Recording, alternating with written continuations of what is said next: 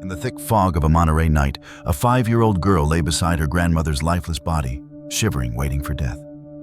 And then, a white horse emerged from the darkness. No one knew why it came, but its eyes led humans out of the grip of death. A haunting, breathtaking moment. Subscribe now so you won't miss the next deeply moving stories from us. The wind crept across the dunes like a whisper, too old to remember its own story. Fog blanketed the shoreline of Monterey, thick and moving as if the sea was breathing it out with every crash of its restless waves. The night didn't feel empty. It felt haunted, like the coastline had been holding on to something for too long. Tiny footsteps padded softly along the cold, damp sand. Luna, 5 years old, clutched a small flashlight in her mittened hand. Its beam cut a shaky path through the mist, flickering like a lonely star trapped underwater. She walked beside her grandmother, who wore only a thin housecoat over her pajamas, her silver-white hair wild in the salt air. Their hands were locked together tight, but trembling. "You were wearing the blue dress," the old woman murmured. "You loved that dress. You always did." Luna looked up. "Grandma, I think you're confused again." The woman didn't answer. Her gaze stayed on the ocean, as if some shape in the fog had called her name. They kept walking nowhere in particular. Each of Luna's small footprints disappeared just as quickly as they were made. The beam of her flashlight danced over broken shells, seaweed, and half-buried driftwood. In the distance, the waves rolled in with a voice of their own, low, ancient, and full of something Luna couldn't name. "Grandma," she said again, "where are we going?" The question floated away. "Then you left the baby alone," the woman muttered. "The stove was on." "Why would you do that?" "I'm not the baby," Luna said quietly. "I'm Luna." Her grandmother's steps slowed. She turned, looked down at Luna, her face blank, eyes cloudy. "You're not her. Where is my daughter?" Luna blinked, unsure whether to answer or run. The ocean groaned again, closer now. The tide had crept up without her noticing. She scanned the beach. "Where's the pier, Grandma? We're too far." The flashlight flickered, then it died. No, come on," Luna whispered, clicking the button. Nothing. She hit the side of the flashlight. Still nothing. "Grandma, the light went out." Her grandmother kept walking. "Wait, don't go. Please wait." Luna chased after her, her boots sinking into the soft sand with each step. "Grandma." The old woman didn't respond. She kept murmuring to herself. "We kept the fish in the bathtub, remember?" It blinked like a heartbeat. She turned slightly toward the sea, and then she stumbled. Luna screamed as her grandmother fell, her legs crumpling underneath her like wet paper. Her body hit the ground hard, head striking something half buried in the sand. Grandma Luna dropped beside her. "Grandma, wake up." No response. Luna shook her arm. "Please." A thin trickle of blood ran down her grandmother's temple. Her chest moved barely. Luna's heart raced. The wind howled louder. The night felt suddenly endless. She looked around. No people, no lights, only the sound of the sea and the cold creeping higher up her legs. She could barely see past a few feet in the fog. The town, the boardwalk, the pier gone, swallowed whole. Tears burned her eyes. "Please get up." She curled into her grandmother's side, shivering. "Grandma," she whispered, "I want to go home." The wind didn't answer. The ocean didn't care. She pressed her cheek against the woman's shoulder, breathing in the smell of cold fabric and salt, and something older than both. One star flickered above her, faint and far away, caught between clouds. Luna stared up at it. "Are you watching?" she whispered. "Can you see us?" No reply, only the sound of the waves pulling closer. She closed her eyes, squeezed her fists, and screamed with all the air her tiny lungs could hold. "Grandma." And the ocean took it like it had taken everything else. The moon shattered on the water like broken glass. Every crest of the wave held a jagged sliver of its reflection, trembling, never whole. The ocean was dark now, deeper than any night Luna had ever known. Yet that fractured silver light kept pulsing like something alive. She clung to her grandmother's limp body, her arms wrapped tight around the older woman's middle. Her little face pressed against the damp fabric of her coat. "Grandma," she whimpered, "I'm cold." Her voice broke on the last word. The wind kept pulling at her clothes like it wanted to take her away too. Her small hands were going numb. The flashlight lay a few feet away, dead in the sand, like a gutted fish. Her cheeks were streaked with tears that refused to dry. No one answered. Not the sea, not the sky, not the body beside her that refused to wake. She closed her eyes and tried to think warm thoughts, Blankett's Coco cartoons. But nothing worked. The fear was bigger now, louder than the waves, heavier than the darkness. She pressed herself tighter against her grandmother's side, wishing she could crawl inside her coat and disappear. And then she felt something, a presence. Her eyes snapped open. At first she thought it was fog shifting. A strange shape, tall, slow-moving, emerged just beyond the line of surf. For a second she froze, breath caught in her throat. The shape didn't move like a person. It didn't move like anything she recognized. It stepped forward, a hoof, then another. The fog parted slightly, and the creature took form a horse. No saddle, no bridle. Just a body of pure white glowing faintly in the pale moonlight, like it had been carved from the very mist that surrounded it. Its mane was tangled wet with salt, its tail dragged sand behind it like a brushstroke. But its eyes weren't wild. They were focused, still, alive. Luna couldn't move. Her small body froze, caught between terror and awe. She'd seen horses before at petting zoos on YouTube, but never like this. Never here, never at night. Never appearing out of nowhere like some forgotten story stepping off the edge of a dream. The horse stopped 10 feet away. Didn't blink. Didn't snort. Just stared. Luna's lips parted. Her breath turned to mist in the air. "Are you real?" The horse lowered its head slightly as if answering. She didn't know why, but she felt her fear ebb just a little. Her hands loosened from her grandmother's coat. She slowly sat up, the cold biting harder now that she wasn't curled against warmth. Her knees trembled as she tried to straighten them beneath her. The horse stepped closer. Hoofprints pressed into the sand with slow, deliberate rhythm. No rush, no hesitation. Luna stood. The wind tugged at her hair. Her pajama pants were soaked at the ankles. She took a half step forward, not knowing why. The horse paused. Their eyes met. And in that one long, still moment, something passed between them. Not words, not thoughts, but knowing. Luna felt it, like the horse wasn't just looking at her, but into her. Into the fear. Into the ache. Into that part of her that wanted to scream but couldn't anymore. Into the part that had started to believe maybe no one was coming. She didn't say anything. She didn't need to. The horse moved again. It didn't run, didn't rear, didn't bolt like frightened animals do. It simply turned slow and steady, hooves whispering against the sand, and began walking away from her, back toward the fog. Luna watched it for a second, frozen again. Then she blinked. Her breath caught. It was going for help. She didn't know how she knew. She just did. Like the same knowing that made her reach for her grandma's hand earlier that night. Like the same knowing that told her the flashlight had died for good. The horse was going to bring someone. Somehow. The cold didn't feel quite as brutal anymore. Her body still ached. Her teeth still chattered, but something inside her had shifted. Something like a string being pulled taut again after almost snapping. She sat back down beside her grandmother, cradled her gently, and whispered, "It's okay. Someone's coming." She kept watching the fog long after the white shape disappeared into it, like maybe her belief could keep it moving. The horse Nova moved with instinct now. There was no logic, no map, no command. Just the pulse of something old inside her, something that had lain dormant since the circus lights had gone out and the boy had stopped coming. The night wrapped around her as she galloped across the beach, hooves pounding soft craters into the wet sand. She didn't look back. Behind her, the waves crawled higher. The moon broke again on the water. Her mane caught the wind like sails. She ran, past driftwood and seaweed, past the remnants of bonfires long cold, past the lonely bleachers by the empty volleyball nets. Every muscle in her body moved like it remembered. Every breath she took was the breath of something that knew loss. And she carried it all in silence, eyes locked forward, nostrils flaring, as she cut through the night with a clarity no human could understand. She didn't need a reason. She didn't need a voice. She had seen the child. She had felt the cold, and that was enough. Up ahead, the lights of town began to glow faintly. Through the fog, distant halos from the lamps along the pier, the flickering sign of the seafood diner, the dim outline of the fish market that closed 3 hours ago. Nova's pace didn't slow. She veered off the sand onto the thin gravel trail that ran alongside the beach road. Her hooves sparked against it.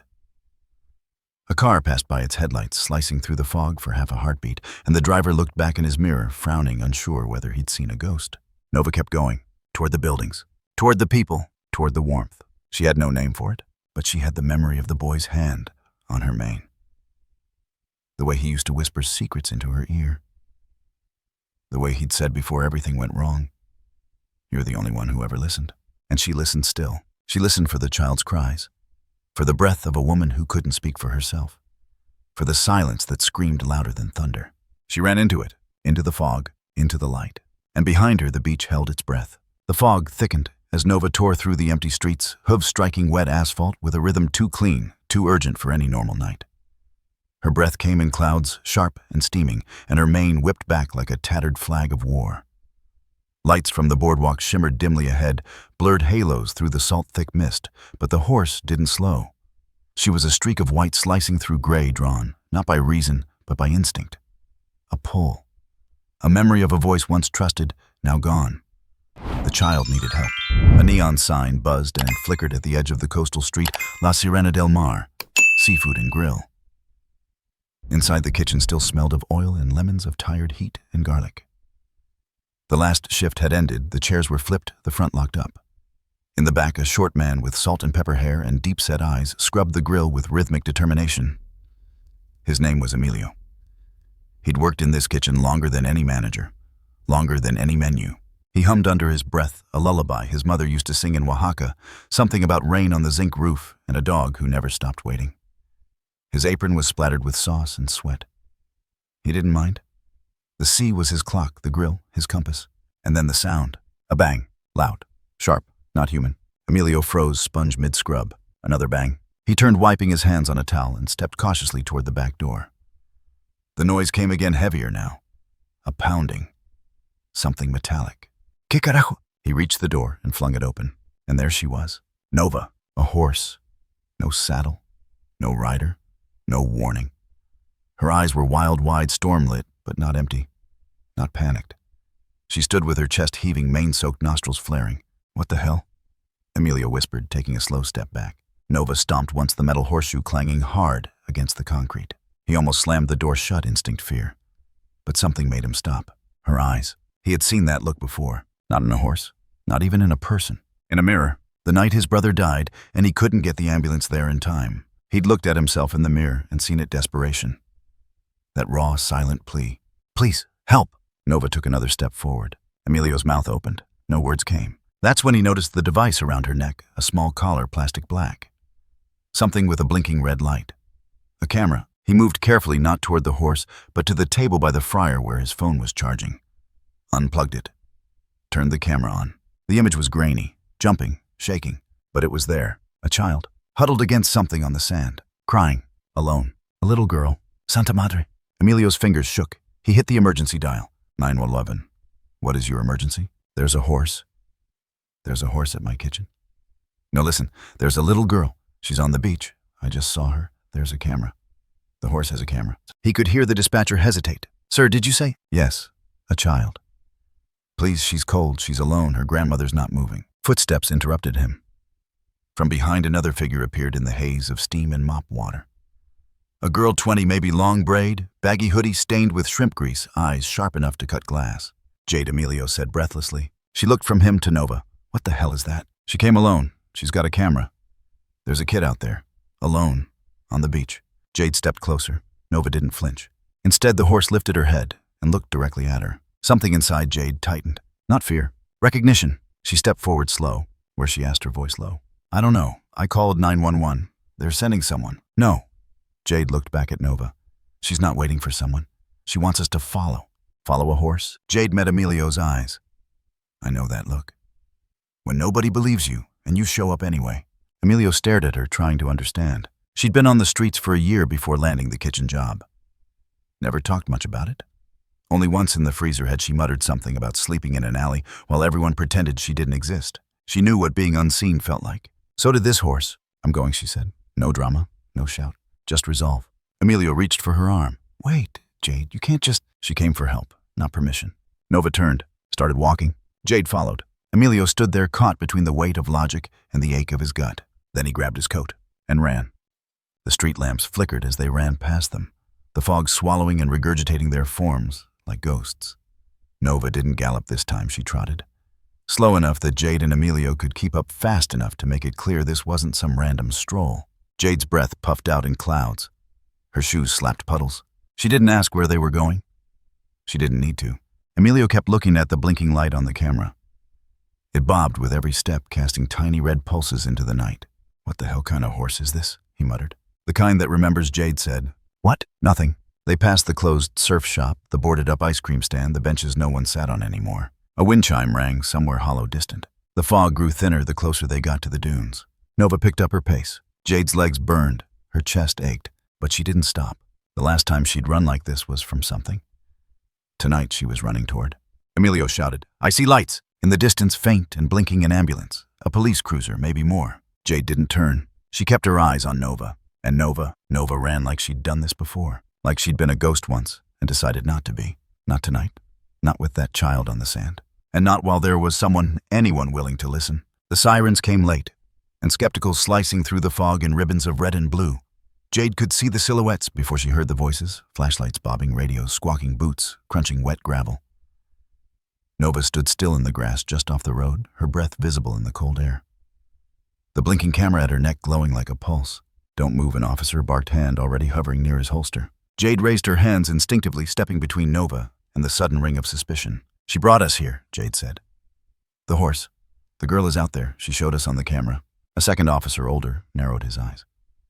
"You're telling me this animal wandered into town and somehow delivered a live broadcast of a missing child?" Jade didn't blink. "Yes." From behind her, Emilio stepped forward, panting, coat open, eyes wide. "She's not making it up. I saw the footage too. There's a little girl out there on the sand. She's freezing. The old lady with her, she's not moving." A young officer snorted. "And your witnesses trigger the Wonder Horse." Jade's jaw clenched. Nova shifted her weight slightly. The officers flinched. "She's not a threat," Jade said softer now. "She's the one who noticed what no one else did." The lead cop stepped forward, skeptical. "Lady, we've got reports of an elderly woman wandering off. No signs of foul play. No evidence this horse did anything but escape from some ranch in the valley." "She's not from a ranch," Emilio said, his voice now quieter, almost reverent. "She's from a cage." They looked at him. Jade looked at him too. "She used to perform," Emilio said. "I remember her. I used to take my niece to the traveling circus that stopped outside Watsonville. There was a white mare. No bridle, just music and lights. She danced like a dream." Jade blinked. "You think that's her?" He nodded slowly. "Same scar on the right leg. She limped after she fell off the stage. I remember thinking, she looked more human than the trainers." A silence settled over the road. The older officer squinted. "If what you're saying is true, then how'd she get from a circus ring to Monterey Beach?" Jade exhaled. "Maybe someone left her. Maybe someone stopped watching." "She wasn't just left," Emilio added. "She was forgotten." "That's different." The cops exchanged glances. The tension thickened, not disbelief exactly, but discomfort. This wasn't the kind of story they were trained to file reports for. A horse with a camera, a girl lost in the fog, a fading memory of lights and a circus tent. "Look," Jade said, finally stepping closer to the cruiser, "every minute we stand here, arguing is a minute that kid spends freezing in the dark." No one moved, so she made a decision. "Fine," she said, voice cutting. "If you won't go, we will." She turned to Emilio. "Do you still have the truck?" He didn't hesitate. "Yes." She swung up onto Nova's back in one quick motion. No saddle, no rope, just trust. "Where are you going?" one of the officers demanded. "Where she wants to go," Jade shot back. "And if you follow us, maybe you'll believe your own damn eyes." Emilio took off, running, keys already in his hand. The truck was old, dented paint, chipped like memory, but it roared to life without complaint. He threw the passenger door open for her, then realized she wasn't getting in. Jade was already riding. Nova moved like she'd done this 1,000 times. Not the way horses gallop for show, but the way they run when something sacred is pulling them forward. Jade leaned low, gripping her mane, no reins needed. They vanished into the mist like a forgotten legend.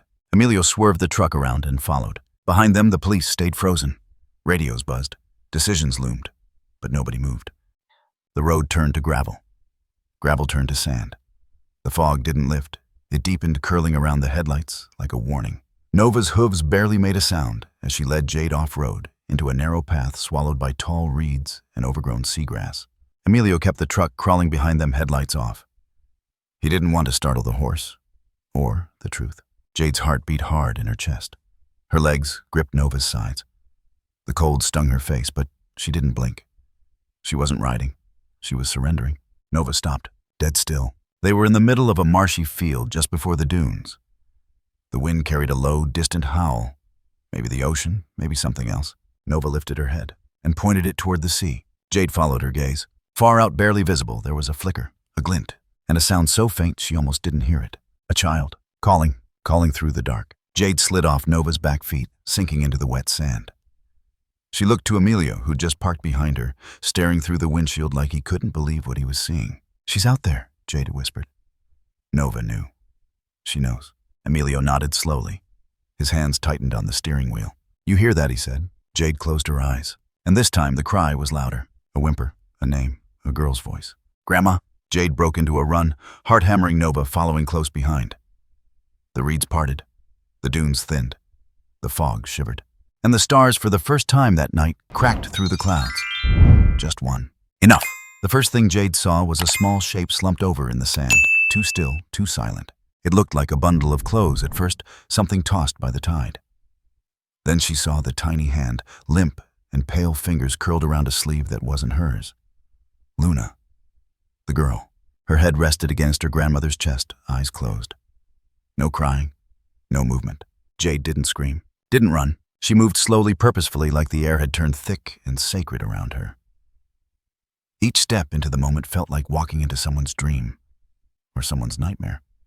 The surf pounded nearby, chewing closer with every wave, licking hungrily at the base of the dune. She knelt beside Luna, brushing the damp hair from the child's face. Her skin was cold, her lips chapped and cracked. But there was breath, shallow and uneven. Jade pulled the thick scarf from around her own neck and wrapped it gently around Luna's shoulders. She whispered something that had no words. Just breath. Just presence. Behind her, Nova stood still as a statue, blocking the full brunt of the wind. Her mane blew sideways. Her ears twitched once, then went still. The whites of her eyes glinted in the dark, but there was no panic, no restlessness. She was shielding them. Emilio stumbled onto the scene seconds later, gasping. His boots sank deep into the wet sand as he dropped to his knees next to the older woman. "She's not breathing," he said, voice already cracking. "Jesus." He put 2 fingers to the neck. No pulse. Then he pressed his hands over her chest and began compressions. 1, 2, 3. His voice counted over the waves. 4, 5. Jade held Luna tighter. A gull screamed overhead like it was warning the sky. Nova didn't flinch. A wave crashed and nearly reached Emilio's knees. Sand shifted beneath them. The shore was changing its mind, pulling back, then coming forward stronger. 10, 11. Come on, come on. Jade turned Luna, slightly tucking the scarf tighter, holding the child like she belonged to her. "Please," she whispered. "Don't take both of them." And then the sound. A cough. A sharp, choking gasp, like lungs waking up from a dream too long. The woman's body convulsed once hard, and then again. Emilio rolled her to her side as she expelled a mouthful of water and sand, coughing like her soul was being shaken back into her bones. Jade blinked. The woman's eyes fluttered open, dazed. She looked around, confused. "Where?"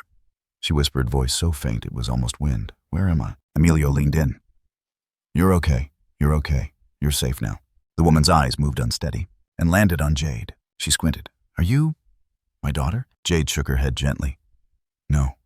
Just someone who heard you." The woman's gaze lowered to the child in Jade's arms. "Luna." Her voice broke. Jade nodded. "She's okay. She stayed with you. She didn't leave." Tears slipped from the woman's eyes, trailing down into the sand beneath her cheek. The sea no longer sounded distant. It was here around them, crashing like a heartbeat. Nova stepped forward, slow and deliberate, placing herself directly between the family and the next oncoming wave. The salt sprayed against her legs. Her body didn't move. Jade saw it clearly, the way Nova stood unmoving, not for show, not out of instinct, but with intention. A barrier, a shield, a choice. A red flicker swept across the sand, then high and artificial, followed by the low moan of an engine. Lights, spinning, piercing the fog like spears. The rescue vehicles had arrived. First responders spilled from the trucks and ambulances, voices, sharp commands, clean.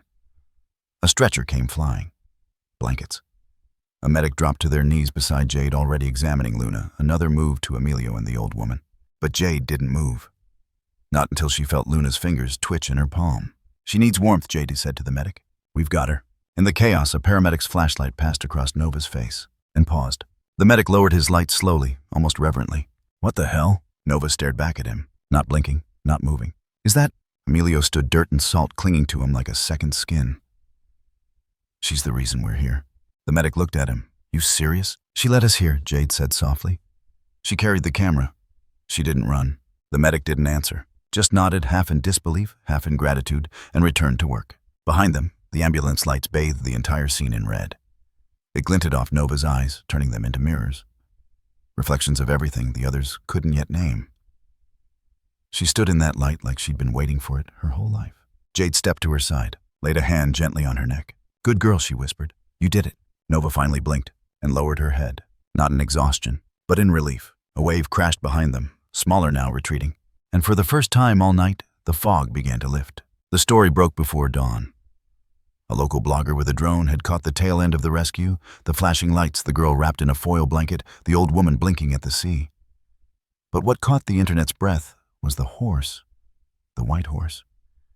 Standing there in the red wash of the ambulance lights, face turned toward the waves like it was listening to something only the ocean could say. Within hours, headlines multiplied. Mysterious horse leads rescue on Monterey Beach. Animal hero or media hoax. The internet divided over Nova. Horse with camera saves child real or staged. The world didn't know what to do with her. They never do with things that don't speak. Some people called it divine intervention. Others swore it was a PR stunt. There were arguments in comment sections, in cafes on college campuses. A TikTok video of Nova walking slowly along the surf with the caption, "She heard what we didn't," racked up millions of views.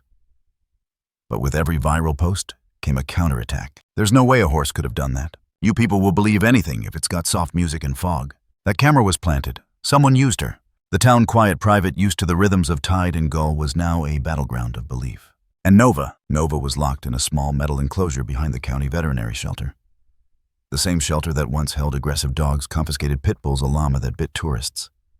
A place not for heroes, but for liabilities. The concrete was cold, the air stale. Her hooves echoed with every step. They labeled her pending assessment. They scanned for chips, for injuries, for ownership. But they didn't look in her eyes. Not the way Luna did. Not the way Jade did. Jade came every day. Not through the front door. She'd sneak around the back past the loading dock, lean against the chain-link fence, and whistle softly. Not a tune. Just a sound. Something like a memory. Nova would approach. They didn't touch. Didn't need to. But Jade talked. On the third night, she brought a folding chair and a cigarette she didn't light. She just held it. Kept her hands busy. "They put me somewhere like this once," she said. Not a shelter, but close. Group home, lots of yelling. Nobody saw you unless you screamed. Nova watched her. Jade shrugged. "I didn't scream. I stopped talking." She shifted in her chair. There was this cat. Black. Beat up ears. No one knew where he came from. But he slept at my feet every night. Her voice dropped. "I told that cat things I couldn't tell people. Told him about the man with the belt. The way he said sorry right after, like it made it better." Nova's ears flicked. "One day a counselor saw us, me and the cat. Said I needed to stop being weird. They took him. Said strays don't belong indoors." Jade swallowed. "Sometimes I think I dreamed him. But I don't think I did." She wiped her nose. "Anyway, you remind me of him." Nova stepped forward slowly. Placed her head gently against the fence. Jade didn't move. Neither of them did. Emilio didn't get to visit. He was suspended 2 days after the incident. Official reason: unauthorized involvement in a non-sanctioned search effort. Unofficially, he made too many people uncomfortable, too emotional, too convinced, too loud about a truth no one wanted to say out loud. He sat at his kitchen table still wearing his stained apron, the one from the night Nova knocked at his door. It hadn't been washed. He said it still smelled like salt and answers. A reporter came by, young, eager, all teeth. "Mind if we get your side of things, Mr. Delgado?" Emilio stared at him. "You want my side?" The reporter nodded, already pulling out his phone. "You want me to tell you a story," Emilio said. "But you're going to cut it, aren't you? You're going to slice it up to fit your narrative." "That's not our intention, sir." "Yeah." Emilio leaned in. "Last guy said that too. When I told him about the girl, about how cold her skin was, about how the horse stood still in the wind, like she knew what she was protecting." The reporter paused. "But you didn't run that part, did you?" No answer. "Did you even show the look in her eyes?" Emilio asked. Still nothing. Emilio stood up slow. "Get out." "But," I said, "get out." The door slammed harder than it needed to. Outside, the fog had returned. Not thick. Just enough to remind him that some things prefer to stay veiled. The footage was played and replayed. The clip from Nova's camera showed Flicker's blurry movement, Luna's tear-streaked face, the rise and fall of her grandmother's chest. But the networks cut it. Always before the final shot. Always before Nova turned toward the sky and stood still and waiting, like a sentinel beneath the stars. That moment, too abstract, too inconvenient, too beautiful to monetize. So they cut it, even when Jade begged them not to. "You don't get it," she told a local anchor during a pre-recorded segment. That was the whole point. She wasn't just a witness. She knew.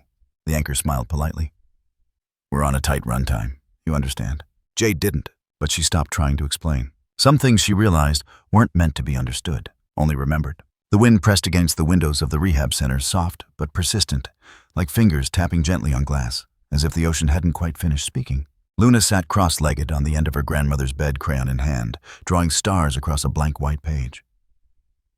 The sky in her sketch was always dark, always the same shade of midnight. But the stars were bold too big for the page, like they were trying to burst through it. Across from her, Jade sat in a plastic chair with one leg pulled up, sipping weak hospital coffee. Her hoodie sleeves were pushed to her elbows, revealing arms marked with years that didn't belong to her age. Luna looked up. Are grown-ups always scared of things that don't look like them? Jade lowered her cup. What do you mean? The girl shrugged, not looking up from her drawing. Like Nova. They don't get her, so they put her in a cage. Jade didn't answer right away. Yeah, she said eventually. A lot of them are. Why? Because it's easier to lock something up than to understand it. Luna frowned. But she helped me. She didn't even ask anything back. Jade leaned forward. I know.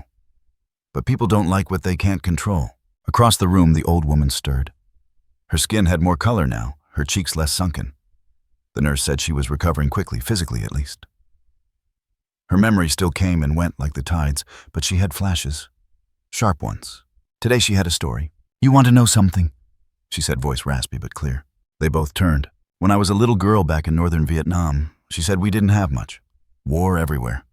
Smoke soldiers, the smell of metal. She closed her eyes for a moment, as if tasting it again. I was 10 when the soldiers came. They were rounding up villagers. My brother and I ran into the trees, hid in a hollow beneath the roots of a fig tree. She paused. A horse found us. Jade tilted her head. Luna crawled closer. A horse? The old woman nodded. Not wild. It had rope burns around its neck. Someone had tied it up and run. Maybe they thought it would starve. She smiled faintly, but it didn't. It led us out. Walked slowly in the dark, never too far. Every time we stopped, it stopped. Every time we got scared, it looked back. Luna whispered like Nova. Yes, her grandmother said softly, just like Nova. Jade studied her, something shifting behind her eyes. What happened to it? She asked. I never saw it again, the old woman replied. It left once we reached the edge of the forest. Like it had done what it came for. The room fell quiet. Outside, a horn sounded in the distance. The world, as always, kept moving. That afternoon, the letter came. Not from Luna. From the county. An official stamped envelope delivered to Jade's hands by a social worker with a forced smile and eyes that didn't want questions. She read it once, twice, then a third time just to make sure. Nova was being transferred. Not adopted, not released. Reassigned. The Department of Tactical Animal Deployment had claimed jurisdiction. They wanted Nova evaluated for military use, search and rescue, border patrol, trauma simulation. They called it repurposing a unique biological asset. Jade called it bullshit. She's not a thing, she hissed, crumpling the letter in her fist. The social worker didn't flinch. I'm just the messenger. Then carry this message back, Jade snapped. She doesn't belong in war. She doesn't belong in a town that doesn't want her either. Jade's jaw tightened. She belongs with Luna. Later that night, Luna found her sitting on the porch behind the rehab center. Legs dangling off the step, face lit only by the dull glow of a vending machine through the window. Jade didn't hear her come up. I want to write a letter, Luna said. Jade turned. A real one, with a stamp. Jade nodded. Okay. They went inside.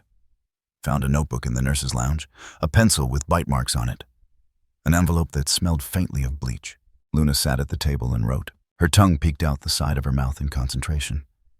She held the pencil like it weighed something heavy. Dear people who want to take Nova, please don't. Nova is not for soldiers. She is for stars. When I was lost, she found me. When I was cold, she didn't walk away. She didn't ask me to be brave. She just stayed. That's more than most grown-ups do. She's my star, that's what I call her. You don't send stars to war. You just let them shine. Sincerely, Luna, the girl Nova saved. Jade read it twice, her throat dry. I don't think they'll listen, Luna said quietly. Maybe not, Jade replied. But now they can't say they didn't hear. Fine. The next morning, the letter went viral. Jade had posted a photo of it, just the paper on her lap, no hashtags, no caption. It was shared over 70,000 times by noon. Emilio saw it on his niece's phone, smiled, and said, That's better than any headline. But the county didn't back down. Policy, they said, procedure. But something was shifting. And Nova waited, behind the steel gate, in the cold shade, eyes always tilted slightly toward the horizon, toward the direction of the beach, toward the wind, toward the last place she felt like she belonged.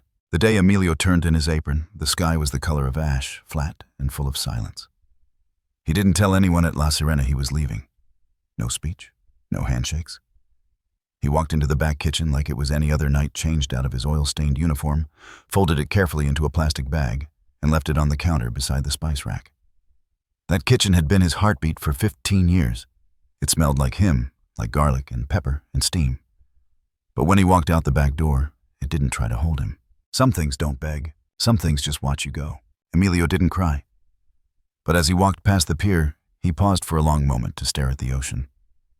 It was low tide and the rocks were exposed like ribs. The water smelled like truth. He whispered something only the waves heard, then kept walking. Jade took the cleanup job because it paid in cash and no one asked for her ID. The county needed volunteers for coastal trash removal and she needed money. Nova's boarding fees weren't covered by heroism. The shelter had rules. Rules with numbers. Numbers with decimal points. And Nova's name didn't come with a budget line. So every morning Jade pulled on gloves too big for her hands and dragged a bucket down the beach. She picked up beer cans, wet masks, broken sandals, and once a half-buried wedding ring she didn't turn in. She worked until her hands hurt. Then she'd go sit by the fence. Nova was still locked behind the chain-link enclosure, pacing less. Now sleeping more. Her white coat had dulled with dust, and her eyes had begun to lose their shine like she was drifting away inside herself. Jade would sit outside the gate with her thermos and read quietly from any book she could find. She didn't always understand the words, but she figured the sound mattered more than the meaning. Sometimes Luna came too. One morning under a gray sky and a steady wind, Jade found her already there, standing just inches from the fence. One hand wrapped around a crumpled piece of paper. Nova was watching her ears forward, still as a statue. Luna cleared her throat, then began to read. It wasn't a poem, not really. It didn't rhyme. The sentences stumbled. Some stopped mid-thought. But her voice was soft and clear, and her little hands didn't shake as much this time. Nova, you're not a regular horse. You're like the moon when it forgets to hide. You're like the part of a song where nobody sings, but everybody feels it. I think when God made you, he wanted to try again. And this time, he got it right. Nova blinked slowly. Luna looked up. I know that's not a real poem, but it's true. Nova stepped closer, pressed her nose gently to the fence. Luna smiled. See, she listens. Jade turned away. Not because she wasn't listening, but because her eyes were stinging, and she didn't want Luna to see. The story might have ended there, quiet, heavy, unresolved. But fate has a strange way of opening old doors. It came through a letter, typed, formal, unsent, found by a retired reporter sifting through archived circus files while researching a piece about animal cruelty in performance acts.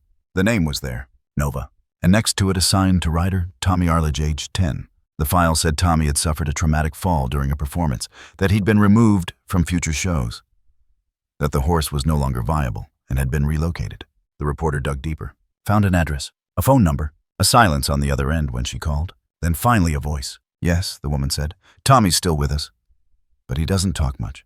He hasn't in years. The next day, a van arrived outside the shelter. Inside was a boy, now 17, shoulders narrow, eyes wide and unreadable. He didn't speak as they led him to the pen. Didn't look at the cameras. His fingers clutched a weathered photograph, like a lifeline, a child on a white horse, both glowing with spotlight. Jade watched from the side as the gate was opened. Nova stepped out slow, paused, then lifted her head. Their eyes met. She took one step, then another. Tommy didn't flinch. Nova stopped a foot away and tilted her head almost imperceptibly. The boy reached out, touched her mane, and for the first time in years, his lips moved. She remembers. His mother gasped.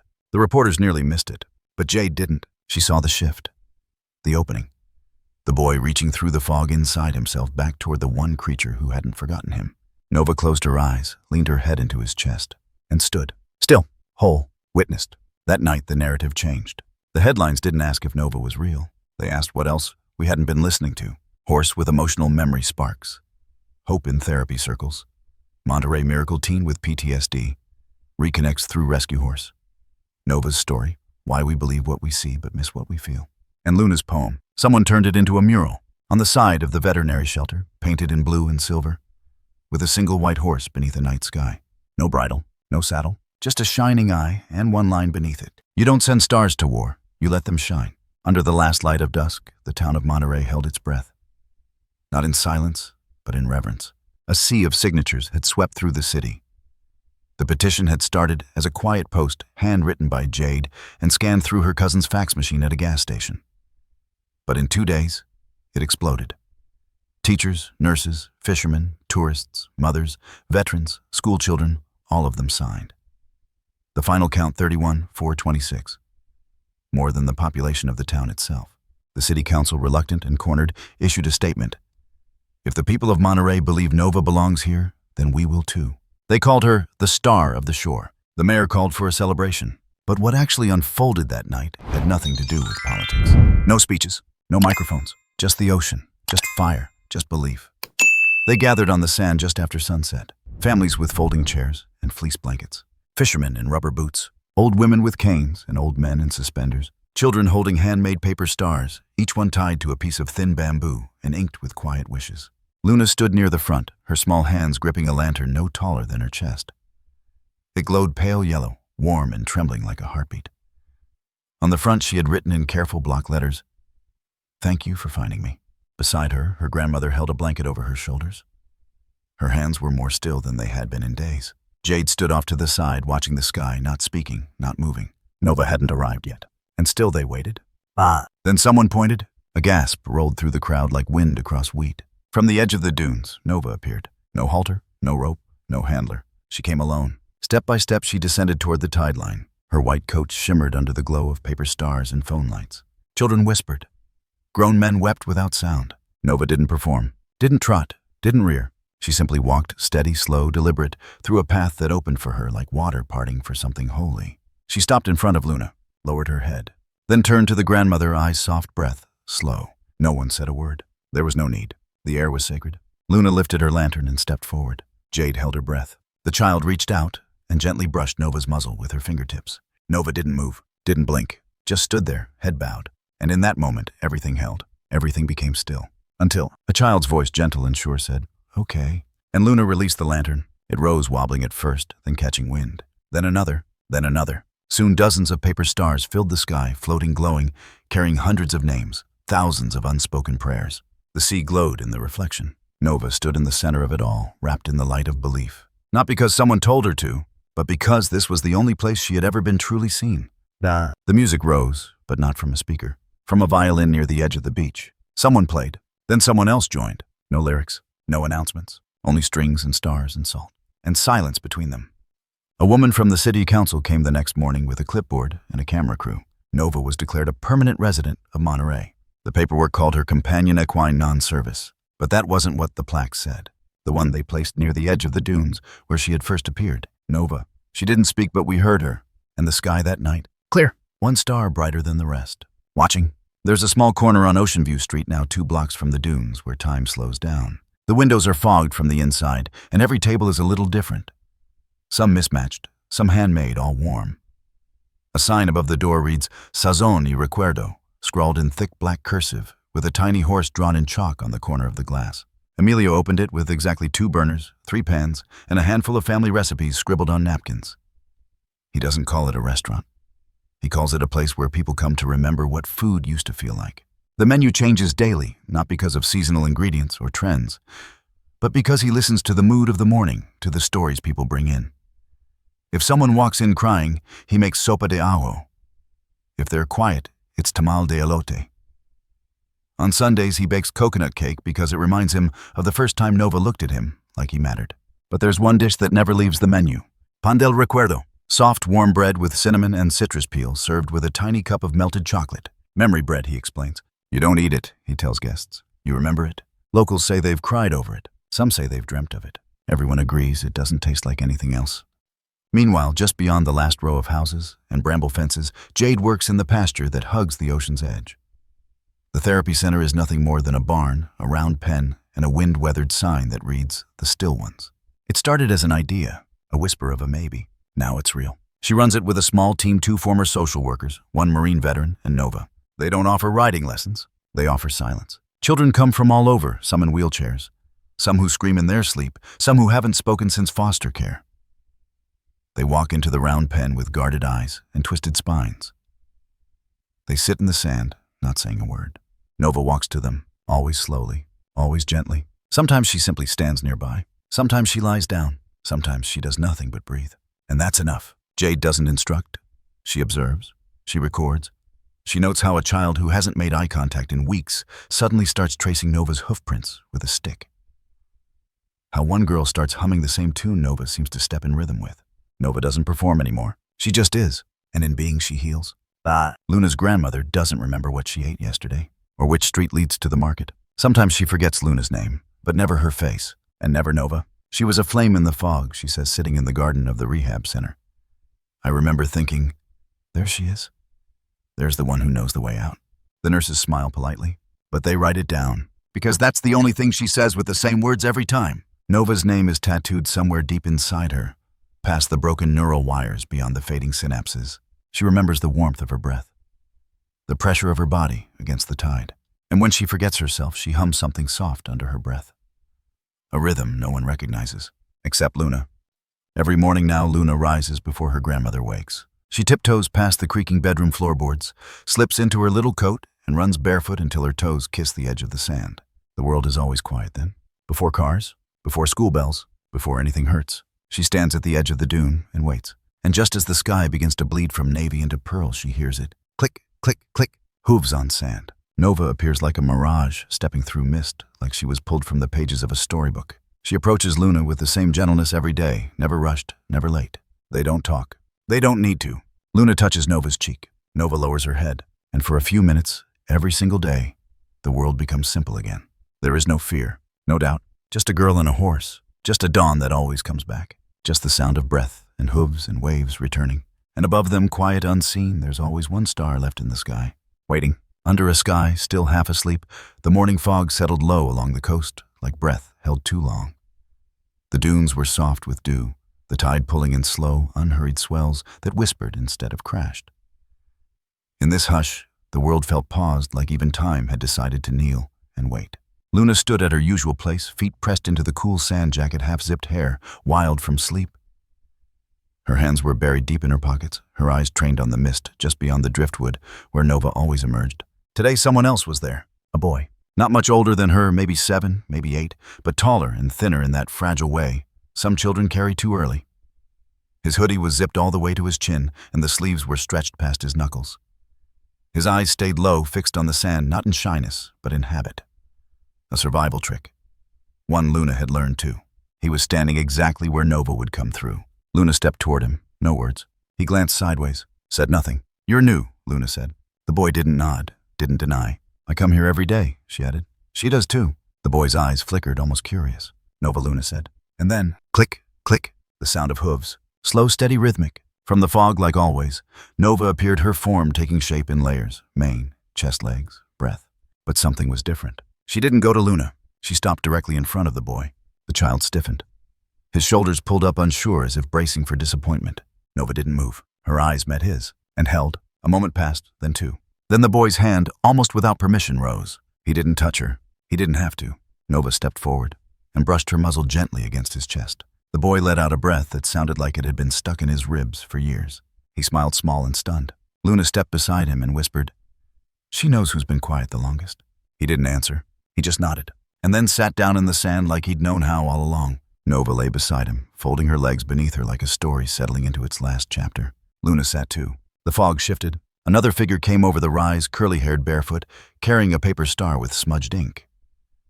A girl Jade had introduced to Nova only once before. She had started talking again, bit by bit, word by word. She sat beside Luna, didn't speak, just offered her hand. And then, down the path came the fourth. A woman with silver hair and trembling steps, guided by a cane she didn't fully need anymore. Her sweater was too big, her eyes too clear. Luna's grandmother. She walked slowly, but she walked alone. Nova stood to greet her. The old woman reached out with both hands, as if remembering a prayer, and pressed her forehead gently against the horse's neck. The 4 of them, 3 children, 1 woman and 1 silent guardian, stood in a half circle as the sky began to open. Faint light bleeding through the clouds. The camera didn't move. There was no dialogue. Just the hush of morning, the shift of sand, the glint of sea air on soft fur. Just breath, and presence, and grace. As the screen faded, a voice emerged, quiet, deep, familiar. Not explained, not introduced. Just there. Not everyone needs words to be understood. Some of us were never made for noise. Some of us shine best in the dark, where others forget to look. You don't need to speak to save someone. Sometimes, 1 quiet star is enough. The final frame lingered, a still image. Nova at the center, the 3 children leaning into her sides, like constellations falling into place. The old woman just behind watching, smiling, her cane resting in the sand. Fog curling around them, the world holding its breath.